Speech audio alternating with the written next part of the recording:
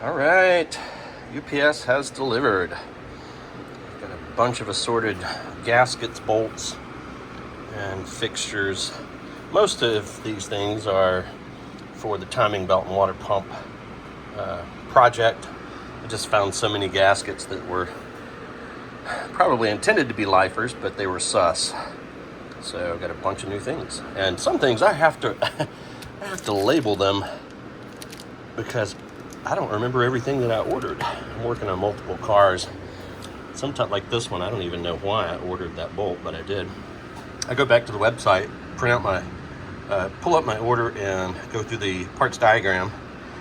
And on this one, I'm pretty sure they sent me the wrong part because it's the bolt for the thermostat housing, but that's a 4-cylinder. So I'm pretty sure that either I clicked on the wrong thing or they sent me the wrong thing. So this gasket, they're so cheap, I'm just gonna replace it while I'm apart. While I have everything apart, and if you're interested, there's the part number.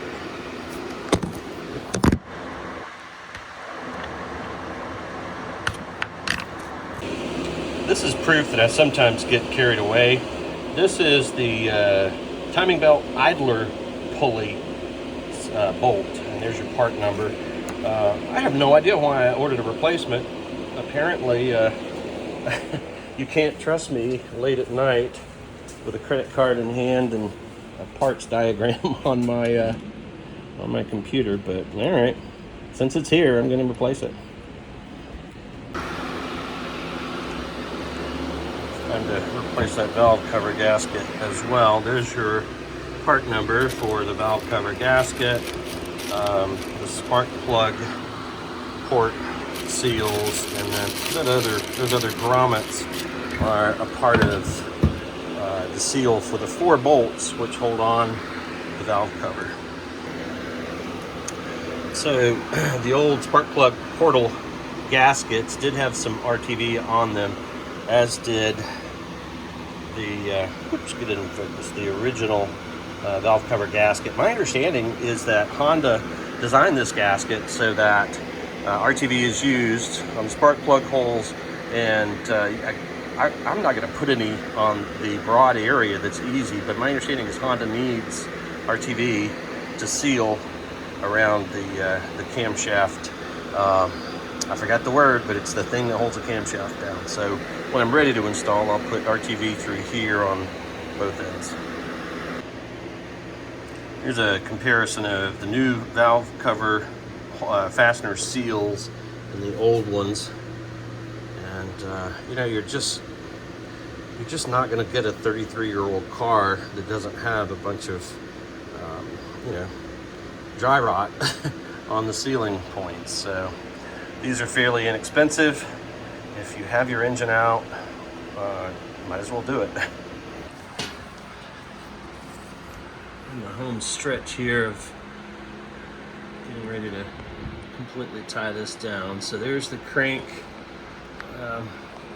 It has you may be able to see it on the screen, it has an arrow, but I also put some yellow paint on that rib of the drive pulley just to make it easier to see. And yeah, that backlighting really doesn't help, but this cam mark is supposed to line up with the very top of the head, which it does, and then same for this. That mark lines up with the top of the head. So those are in place, and I think I'm ready to start tightening these things down. Okay, timing belt cover is on. Alternator is installed.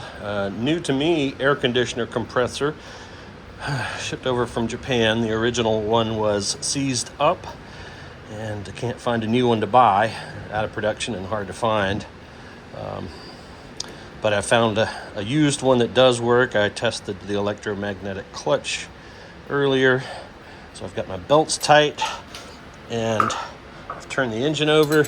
I have the spark plugs in now, so my drill can't turn it over. You may have seen in the other videos, I've got 150 PSI compression, but I've run it through its courses. Nothing is clanking other than my rickety makeshift table.